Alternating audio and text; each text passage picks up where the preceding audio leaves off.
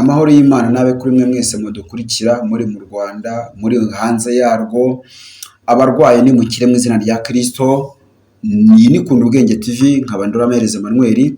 Twifuje kuganira namwe ariko duhanurira ibintu byose bitwitendekaho ngo bituveho mu izina rya Kristo Yesu wanesheje. Imbere yacu turabona amafoto agaragaza imbogo yitendetsweho n'intare ebyiri z'ingabo, ariko kandi hari n'indi y'ingore iri munsi irimo igenda ikurura. Haraza kuboneka n'izindi 3 zibe 5 ziyitendekeho kugeza igihe zishyize hasi. Ndagutangariza ko wigomba kwisunga amaboko y'Imana yaremye ijuru n'isi. Niyo yonyine agomba kugukiza abakwitendetseho, kutagomba kubabanaho, nta n'ikibi wabakoreye, nta n'icyo wishinja, nta n'icyo nabo bakuziho bakuziza, uretse ubugome Satani yabateretse mu mitima ngo babukugirire. Ariko reka ngutangarize ngo urabarokoka nk'uko iyi mbogo yarokotse amaboko y'izi ntare 5. Hari ijambo riri muri Zaburi 124 ku murongo 8 rivuga ngo gutabarwa kwacu kubonerwa mu izina ry'Uwiteka waremye ijuru n'isi. Ariko kandi iki gice gitangira kivuga ngo iyaba Uwiteka atariwe wari mu ruhande rwacu, ng'Abisiraheli bari ko bavuga none, wowe dukurikiye bari kuvuga none, wowe witendetsweho n'ibintu utagizemo uruhare, wowe witendetsweho n'intambara utazi yo zavuye, abari kuvuga none ng'iyaba Uwiteka atari wari mu ruhande rwawe, ababisha baba barakumize bunguri, isuri iba yaragutembye ku mutwe.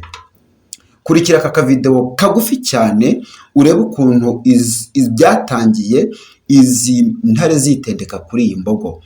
Ubirebe nawe wishyire mu mwanya w'iriya mbogo uri kwirukankaho n'ibintu utagizemo uruhare, ariko bihanurire ko bigomba kukuvaho ugakira amaboko yabyo nk'uko iyi mbogo yakize amaboko y'izi ntare. Zayirambitse hasi, zitangiye kunezezwa n'uko ibyo zapanze zabigezeho, ariko ze kwibeshya. Dore izindi mbogo hejuru zirimo zirarebera, ntabwo zamenera muri izi ntare 5. Niko nawe bene wanyu bakomeye, bene wanyu bafite ibyubahiro batakurengera, abakwitendetseho bamaze kukurambika hasi. Amaboko y'Imana ni yonyine yagukura hano. Imana twiringiye, ikintu igiye gukukorera, igiye gutera abanzi baye gusubiranamo, maze nawe urokoke. Nk'uko ugiye kubona ukuntu izi ntare zigiye gusubiranamo, ari nako kurokoka kwiriye mbogo. Hari yiryamye ntabwo wakizera ko yaba nzima. Hari uryamye ubaye iriya mbogo, ntiwakizera ko wava mu maboko y'abanzi bawe bamaze kukwitendekaho ngo ube muzima. Ariko Imana ikurokoye nk'uko yarokoye iyi mbogo, iteye abanzi bawe gusubiranamo nk'uko izi ntare zisubiranyemo, maze imbogo ikarokoka. Imbogo irabaradutse, irazamutse, niko nawe uvuye mu maboko y'ababisha bawe, niko nawe uvuye mu maboko y'ibyakwitendetseho, ukahimbaza Uwiteka.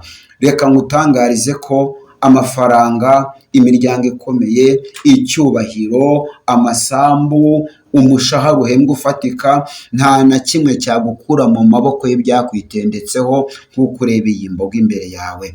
Kamutangarize ko ntacyo byagusayidira wamaze kwitendekwaho n'ibimeze nk'izi ntare. Reka rero Imana ibitere gusubiranamo, maze nawe urokoke, uzajya uvuga ineza y'Imana. Nimwubahe Imana muyisenge, niho honyine muzarokokera amaboko y'ibyabyitendetseho.